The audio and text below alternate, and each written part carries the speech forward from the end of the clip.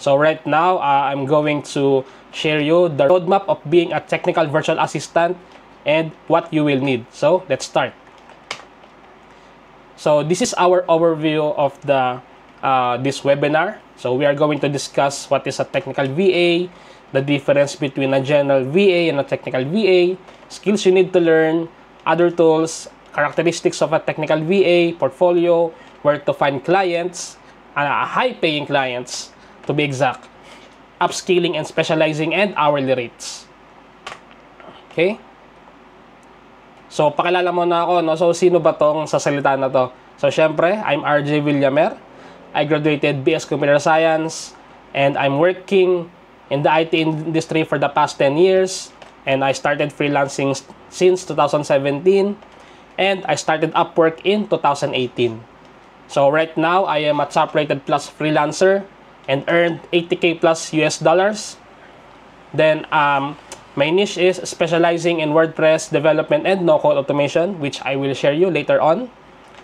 And right now, I'm earning at least $40 to $50 per hour on each project sa Upwork. So, mamaya papayata ko yung mga screenshots na yan, no?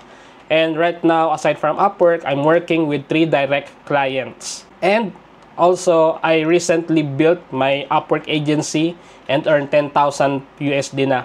And right now, top-rated agency na siya. Okay?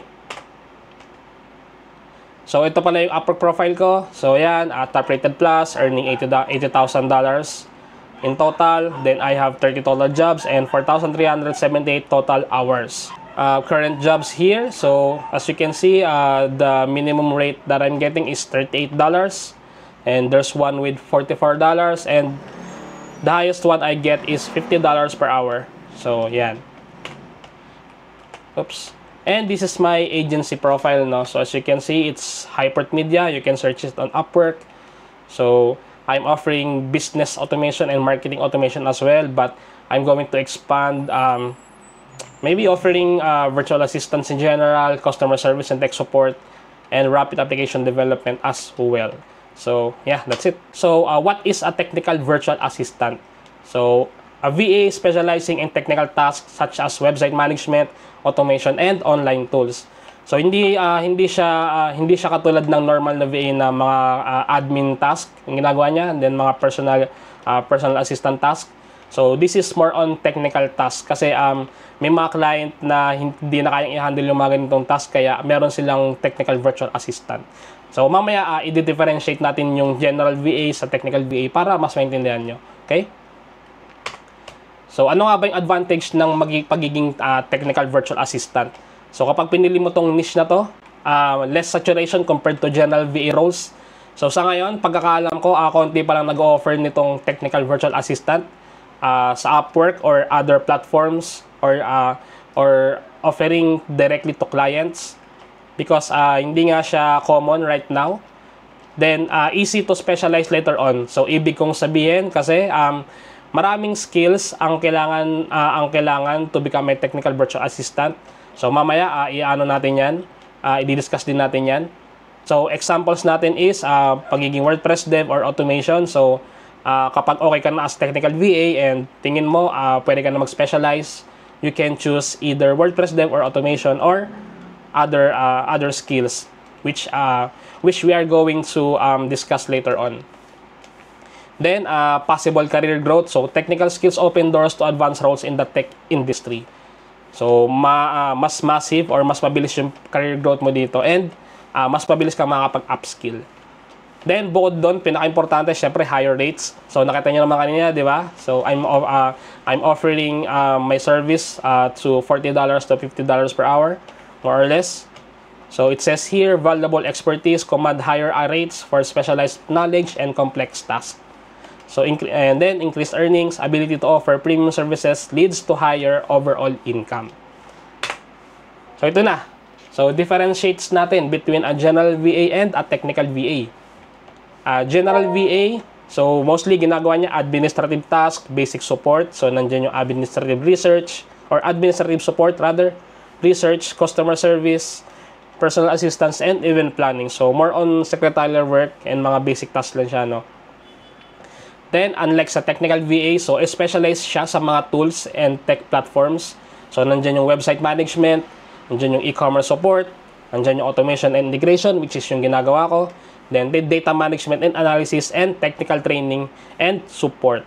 So, bukod dito, guys, yung mga client nyo, possible na magpa-consult din sila kung ano ba yung magandang tools na gamitin when it comes to this particular task or process. So, possible na kayo din yung sa kanila, magre-recommend ng particular tool na yun. So, dapat tech savvy din kayo. So, ito yung skills na kailangan nyo matutunan. So, skills you need to learn. So, we have website management, e-commerce management, email campaigns management, no-code automation, funnels management, go high level, and chatbots management. So, most of these skills listed naman is mostly management naman siya, no? So, basically, technical siya, pero hindi siya yung sobrang lalim na technical side or technical skill ang kailangan.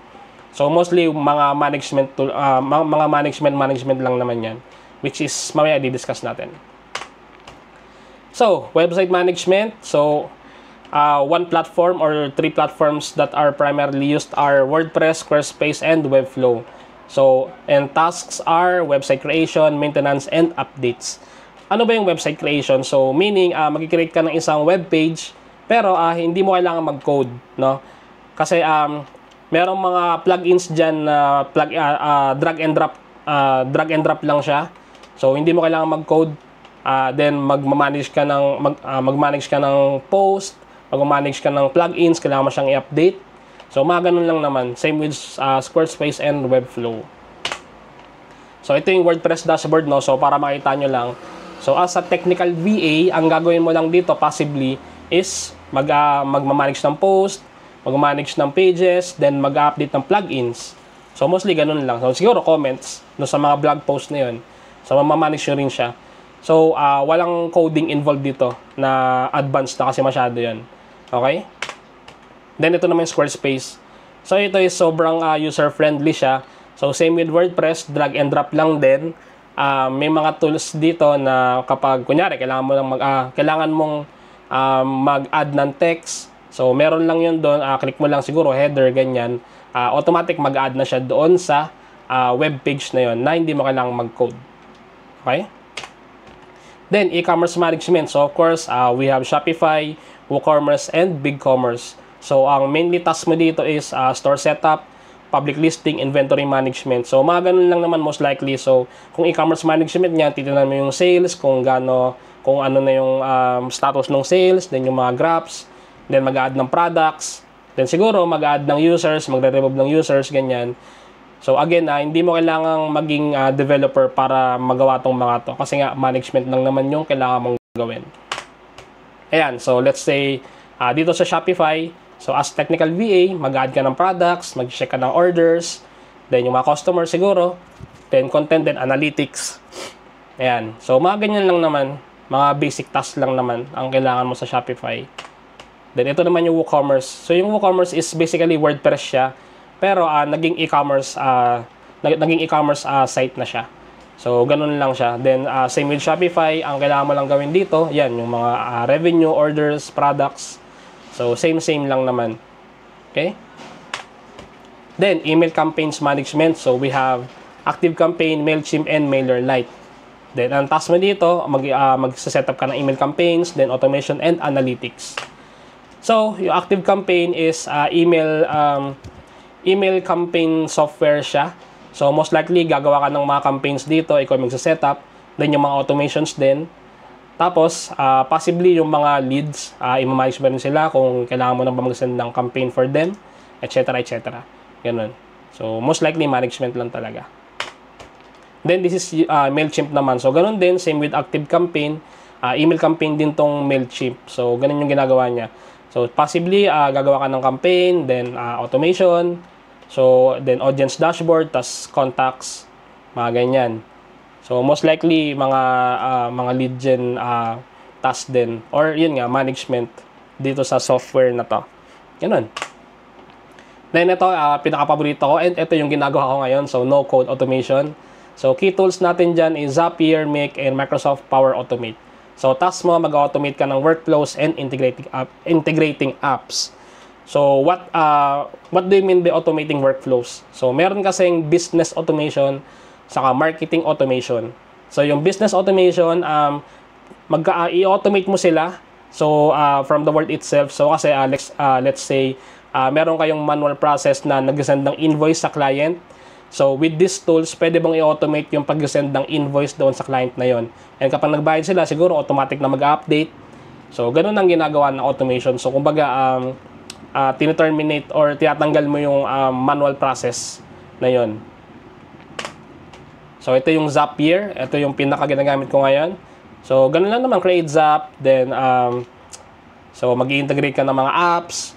Ganyan-ganyan. So, siguro, let's say, Google Sheets, i-connect mo sa monday.com. Then, monday.com, i-connect mo sa Xero. So, let's say, yun nga, kung may invoicing system kayo, pwede mong gawin yun sa Zapier. Ganyan. Okay? Then, ito naman yung Make. So, most likely, ganun din yung ginagawa niya. Bale, magka-competitor kasi sila, si Zapier sa kasi Make. But, ginagawa nila same lang. So, nag-automate sila ng mga processes and tasks. Then, we have funnels management. So, key tool, we have ClickFunnels. So, building sales funnels, lead gen, conversion, tracking. Ayun. So, tingnan natin yung ClickFunnels dashboard. So, mostly ganun lang din naman. Mag-create ka ng funnel, create ka ng sites, then siguro products, orders, ganyan-ganyan. So, mostly management lang din. Yun lang ang pinagagawin mo. Okay, then we have project management tools. So, primarily are tools like monday.com, then Asana, and we have our Wrike. So, workflow management and project planning. So, ito siya, yung monday.com. So, this is my client's monday.com interface. So, as you can see, para lang siyang listahan na mga gagawin. Tapos, yun, yung mga to-do list mo, then mag-set ka ng deadline. Tapos, kung sino yung naka-assign dun sa task na yon. Yun lang yung pinakagagawin mo as Tech VA siguro. Then, pagka kailangan pa ng another project or siguro another task, then create ka lang ng new project. Then, maglagay ka ng mga items doon. Tapos, yun na, pwede kayo mag-add ng comment, mag-assign ng task doon sa kung sino man yung ilalagay nyo doon, and stuff. Almost the same lang sila ng Asana. So, as you can see, Monday and Asana are almost the same lang. So, tingnan nyo, nakikita nyo naman, di ba? So, ganun lang yung purpose nila. Then we have CRM tools. So, customer relationship management. So, ibig sabihin nito, ito yung pinaka-tool nyo for reaching your customer kung ina-update nyo sila on your new promos and new offerings, mga ganyan. So, we have HubSpot and Close.io. So, ito yung HubSpot. So, most likely as a Tech VA, mag-ano ka ng mga contacts, mag-manage ka ng contacts, then ng marketing, ng mga campaigns, then mostly automation, then reports. So, mga ganun lang. Hindi mo kailangan masyadong technical for this. Then, ito, go high level. So, lahat ng binanggit ko, kaya niyang gawin. Kaya hinuli ko to. kaya nag-iisa lang siya dyan. So, ito yung kumbaga, all-in-one platform na siya. So, it can do funnels, email campaigns, automation, CRM, etc., etc. And ito yung dashboard ng Go High Level. So, di ba? So, ganyan. May mga leads, contacts, opportunities. Then, may marketing din, which is you can do automation. Then, pwede rin siya mag-create ng website sa loob. So, nakikita nyo, mayroong website. Then, pwede rin mag-ano ng memberships. Yan, ganyan. So, very powerful software itong Go High Level. Kung aralin nyo siya. Then, last, we have chatbots. So, we have Microsoft Copilot Studio and ManyChat. So, then, task mo dito, creating and managing chatbots, customer management, and automated support. So, dito sa chatbots na to is hindi mo kailangan mag-code. Again, this is drag and drop tools. So, ito yung Copilot Studio. So, pwede kayong mag-create ng chatbot nyo dyan. So, let's say yung customer service chatbot nyo. Or siguro internal HR system nyo for ticketing. Like, let's say merong HR concern. Then, papasok lang yun doon sa system ni HR via Microsoft Teams, kunyari, no? So, ganun lang siya. So, then we have other tools. So, siguro yung mga tools na to is optional lang kasi meron ding ibang client na gumagamit ng, let's say, LastPass. So, for password management. So, let's say, sobrang dami ng tools na ginagamit nyo, hindi mo na, or hindi na alam ng client nyo kung ano yung mga password niya. So, kaya merong LastPass. And as a technical VA, ikaw yung magmamanage nito. So, let's say, kailangan ng staff nyo ng access sa, let's say, monday.com admin. So, via LastPass, pwede mong i-share yung access na yun sa kanya nang hindi niya nalalaman yung password na yun. So, naka-encrypt siya. Then, we have Google Workspace. So, most likely, this is a Microsoft Office of Google. So, we have Google Docs, Google Sheets, Google Slides, Google Forms. So, it's basically a productivity software. Ngayon, okay? And, imamanage mo rin yan. So, siguro mag-create ka ng users, magtatanggal ka ng users, mag-i-invite ka ng users, then mag-i-install ka ng plugins sa loob ng Google Workspace environment. So, ganun. So, punta tayo sa characteristics of a technical VA. So, as a technical VA, kailangan mo maging technical ability, and kailangan marunong ka rin sa problem solving, and marunong ka rin sa attention to detail, meron ka, and communication skills. Kasi, syempre, ang mga clients na tina-target natin ay nasa ibang bansa. So, most likely, dapat effective yung communication skills mo. So, kung technical ability naman, so, let's say, yun nga, sinabi ko kanina, possible kasi na sila yung, tanungin ka ng client na, let's say, ano kayang software yung pwedeng gamitin dito sa task na to. So, most likely, magkakonsult siya sa'yo. So, dapat updated ka rin sa mga bagong tools na lumalabas. Like ngayon, mga AI, ganyan. So, most likely, ganun. Then, problem solving. Syempre, kailangan pagka meron sa yung inassign na task, dapat alam mo na agad gawin or magagawa mo ng paraan para magawa mo yung bagay na yun. Then, obviously, attention to detail. Syempre, let's say, kung nakikreate ka ng automation, yung automation na yun, kailangan mag-send ng email dun sa lead. Nakita mo, yung email is mali pala. So, most likely, magkakaroon ng error basically or possible ma-frustrate yung customer na yun. So, dapat talaga attention to detail ka. Then, yun nga, communication skills. As mentioned, dapat marunong ka sa English, obviously, kahit basic lang. And marunong kang mag-create ng thought mo for client para maintindihan nila. Okay, so next, you need to build a strong portfolio. So, this is a sample portfolio of my WordPress projects. So, this is on Upwork. So, as a technical VA and mga tools mostly ang ginagamit mo. So, possible makakagawa ka ng magandang portfolio. Hindi lang basta magandang portfolio, strong portfolio siya. So, ganun. So, where to find clients? So, nandyan yung Upwork, which is yung ginagamit ko, Online Jobs PH, and LinkedIn. So, tingnan natin yung technical VA jobs sa Upwork. So, as you can see, marami tayong technical VA jobs sa Upwork. Ganyan. So, and yung rate, tingnan nyo. So, hindi siya basta-basta, no? So, meron dyan $6 to $20. Then, technical VA, $20 to $45. So, LMS administrator naman to. So, most likely yung niya, yung mga course niya. Siguro meron tong online course. Yun yung business niya. Kaya, naghahanap siya ng technical VA na mag-manage nung system nila sa online course nila. Then, ito, Philippine-based technical virtual assistant. So, $10 to $15. So, ayan. Diba? So, katulad nga nung sinabi ko, mas malaki ang makukuha mong rate as a technical VA.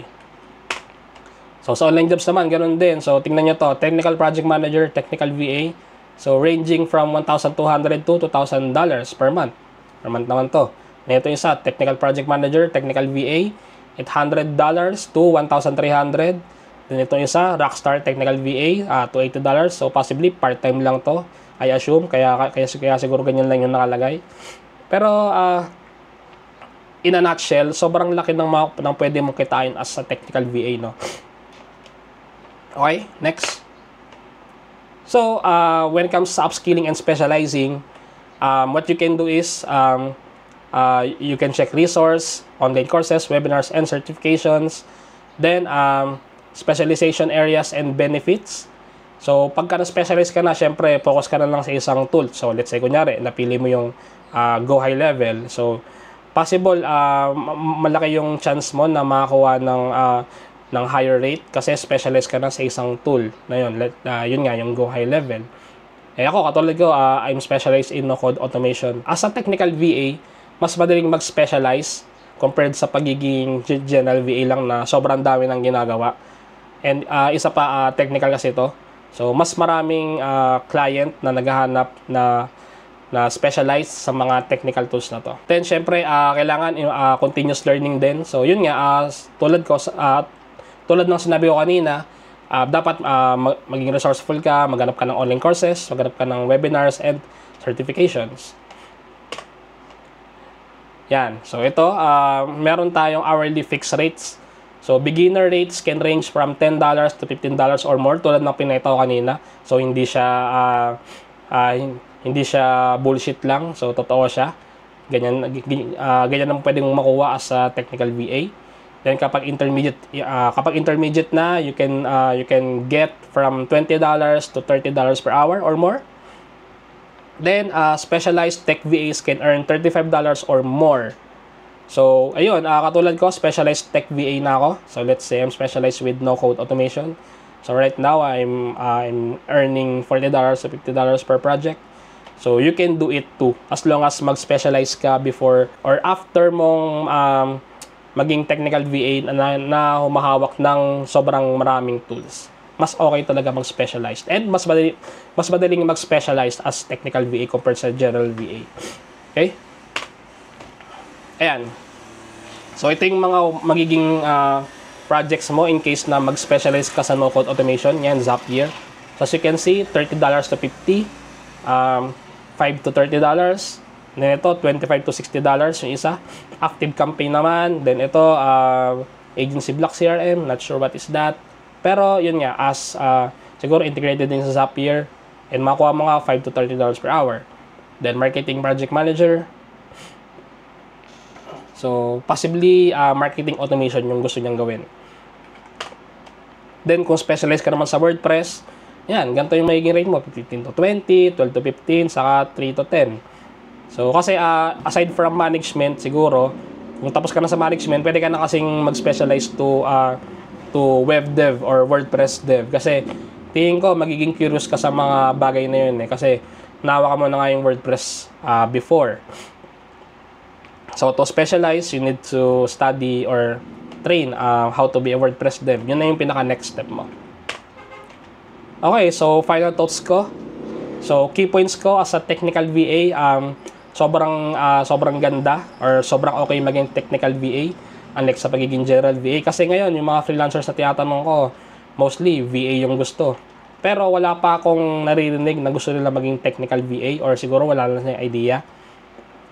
And mas maigi mag-start ka na ngayon kasi sobrang konti pala yung demand niya. And yun nga, bukod doon, mas malaki yung rates na makukuha mo as a technical VA. So, yun nga, as mentioned, yung technical VA na niche is hindi pa siya saturated and can easily specialize to one particular skill. So, kapag ayaw mo na maging technical VA, pipili ka lang ng isang skill na i-specialize mo. So, let's say, no-code automation. So, madali lang tumalon from technical VA going to no-code automation specialist. Then, bukod doon, pinaka-importante, high-paying niche siya. So, nakita nyo naman kanina, di ba? Yung mga rates na pinakita ko sa inyo. Sobrang taas. So, yung course na to is available lang for every 200 people. Kasi, bakit 200 lang per batch? Kasi, mas gusto ko kasing tutukan yung mga tao na to in case na mag-sign up ka. So, tutulungan kitang maghanap ng client. Hanggang makakuha ka siguro ng client, gagabayan kita. Or gusto ko lahat magkaroon ng client bago ako magtanggap ulit ng another batch of students. Okay? So, kung interested ka, sign up ka lang dyan sa link below.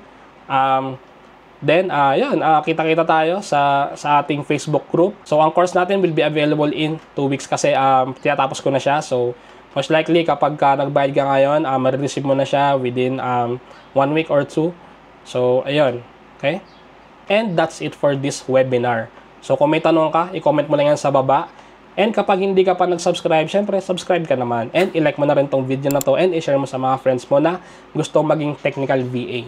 Thanks for watching and good luck on your journey of being a technical VA and see you on the next video.